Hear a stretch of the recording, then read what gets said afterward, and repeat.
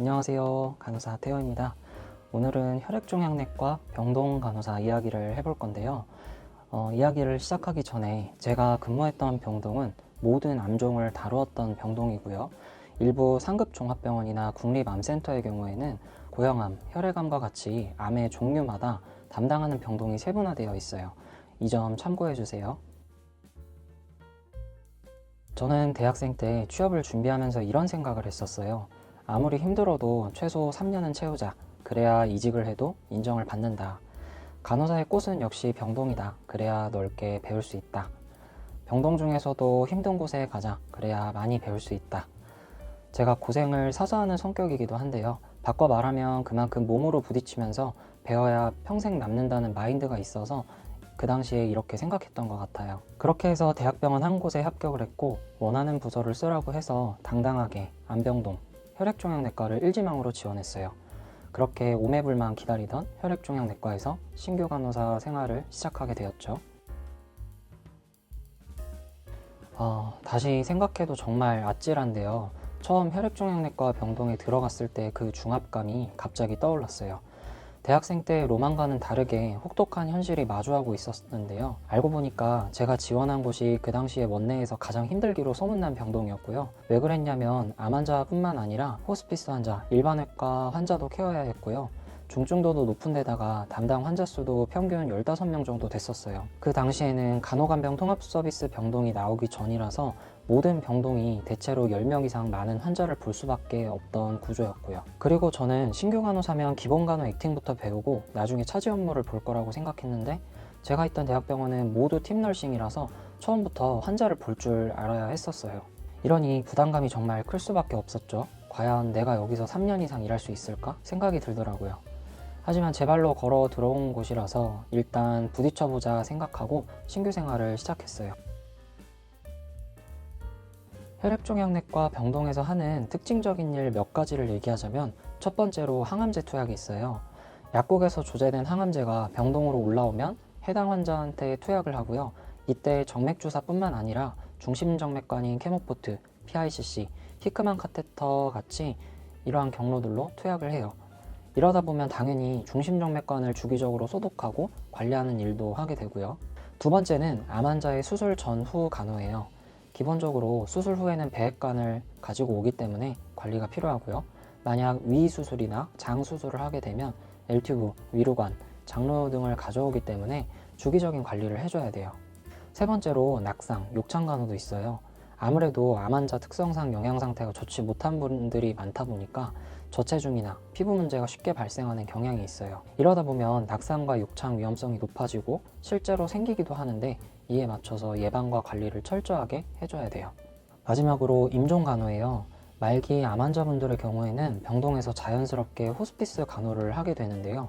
평소에 웃으면서 간호사랑 지내시다가도 어느 순간 컨디션이 급격히 나빠져서 임종까지 하시는 경우를 자주 봤어요. 여담으로 친하게 지냈던 환자분이 갑자기 임종하셨을 때 눈물이 엄청 났던 기억이 있어요. 병원에서 임종하시는 분들 볼 때마다 마음이 정말 아프더라고요. 이렇게 혈액종양내과 병동에서는 다양한 일을 하다 보니까 공부해야 하는 양이 정말 많았어요. 모든 암종을 다루다 보니까 전반적인 내과 질환은 기본이고 수술하는 암 환자도 있어서 외과 관련 공부도 해야 하고요. 내과랑 외과 환자한테 쓰이는 기본적인 약뿐만 아니라 항암제 공부도 해야 하니까 부담감이 정말 컸었죠. 그리고 공부와 더불어서 일도 해야 하잖아요. 그래서 육체적, 정신적 소모감도 정말 어마어마했거든요. 인계받은 업무뿐만 아니라 추가 처방 해결이 필요하고요. 응급 상황이라도 생기면 다른 간호 업무가 밀려서 초과 근무를 자연스럽게 할 수밖에 없었어요. 그러다 보니까 몸은 금방 지치게 되고 질병 특성상 예민할 수밖에 없는 환자분들 응대하고 감정 케어 해드리고 이러다 보면 감정이 소모되는 느낌이 들어요. 그리고 항암제 노출 위험도 있어요. 정상인의 피부나 점막에 노출되면 몸에 정말 해롭거든요. 그래서 장갑이나 가운, 보안경 같이 보호구 착용은 필수고요. 앞서 말씀드렸던 공부량과 육체적, 정신적 소모감 때문에 신규 간호사로 1년 정도 일하니까 살이 7kg 정도 빠지더라고요. 입사 때 몸무게가 58kg 근처였는데 안 그래도 마른 몸이 뼈만 남게 됐습니다. 이렇게 제 발로 호랑이 굴에 들어가서 고생했지만 그럼에도 불구하고 혈액종양내과 병동에서 신규 생활을 한 걸 후회하지 않고 자랑스럽게 생각하고 있는데요. 병동 3년을 마치고 나왔을 때 정말 많은 걸 얻었기 때문이에요. 제가 느끼는 혈액종양내과 병동을 다녔을 때의 이점은 세 가지 정도가 있어요. 첫 번째는 성인의 전반적인 내과, 외과적 질환에 대한 이해도가 높아지면서 똑똑한 간호사가 됩니다. 그리고 간호 실력이 단기간에 늘어나면서 간호사로서 엄청난 레벨업을 할 수가 있어요. 앞서 말씀드린 두 가지 장점 덕분에 이직하는 병원 어디서든 실력을 인정받았고 잘 적응할 수 있었고요.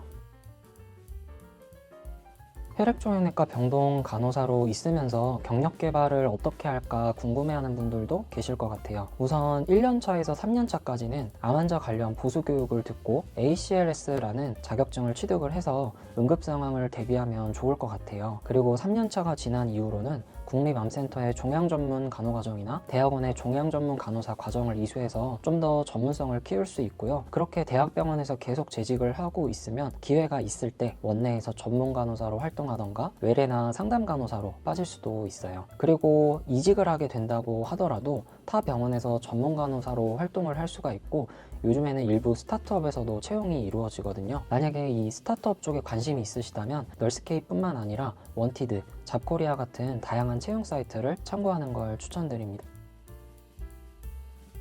혈액종양내과에 어울리는 분들은 어떤 분이 있을까 생각을 좀 해봤어요. 일단 암 환자분들의 정서적 지지를 잘할 수 있는 분이면 잘하실 것 같은데요. 그 임종 연구의 개척자로 유명하신 엘리자베스 퀴블러 로스 박사님의 말씀에 따르면 암 환자의 심리는 부정, 분노, 타협, 우울, 수용 이렇게 5단계를 거친다고 해요. 이러한 심리를 잘 이해하면서 응대하고 공감하면서 지지해 줄 수 있는 분이라면 병동에서 일을 잘 하실 것 같아요. 그리고 여기에 이어지는 내용인데요. 정서적 지지가 말이 쉽지 진심으로 하면 내 마음도 고갈될 수 있거든요. 그래서 이 고갈되는 마음을 충전하면서 스트레스를 해소할 수 있는 확실한 취미가 있는 분들은 잘 다니실 수 있을 거예요. 저 같은 경우에는 운동을 하면서 좀 해소를 했었고요. 만약에 그런 취미가 없다면 꼭 만드시는 거를 추천합니다. 그래야 오래 일할 수 있거든요. 그리고 간호사로서 많은 역량을 키우고 싶은 욕심이 있는 분도 잘하실 것 같고요. 이야기를 하다 보니까 혈액종양내과 병동에 대해서 두려움을 갖는 분들이 생길 것 같다는 느낌도 들었어요.